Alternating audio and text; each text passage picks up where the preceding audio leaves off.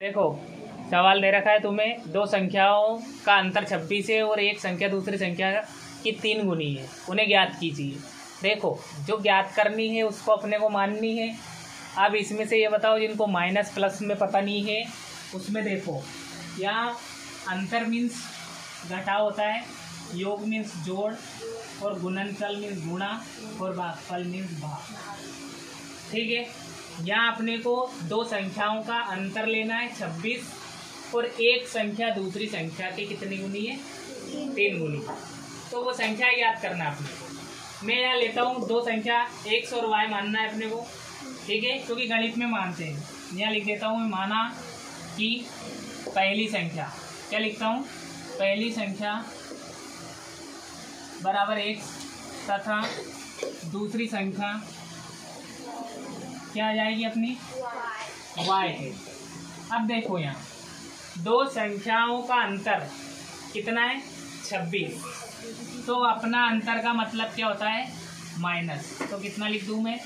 26। ये तो हो गया दो संख्याओं का अंतर 26।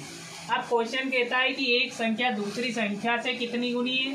3 गुनी है। मतलब पहली संख्या क्या है अपनी? x, और उससे 3 गुनी कितनी है? y। क्लियर है? यहाँ बन जाती है अपनी दूसरी समीकरण। बहुत इजी सवाल है। ठीक है, इसका मान उठा के अपन इसमें रख दो। समीकरण 2 से मान समीकरण 1 में रखने पर, ठीक है, समीकरण 1 है अपने पास में, x माइनस वाई बराबर 26। x की जगह क्या लिखना है अपने को? 3y माइनस वाई बराबर 26। इसमें से घटा दो, क्योंकि एक प्लस की और एक माइनस की, ये गुणा में है तो इसको भाग में ले जाओ, और 26 उड़ा दो इसको 13 बार। 13 दूनी कितना होता है? 26। अब इसका मान समीकरण 2 में रख दो। यहाँ लिख दो y का मान समीकरण कितने में रखेंगे अपन? 2 में रखने पर समीकरण 2 दे रखी है अपने को, x बराबर 3y। तो x बराबर 3 गुणा कितना है अपना? y का मान 13। तो 13 कितना होता है? 39। यही दे रखा है।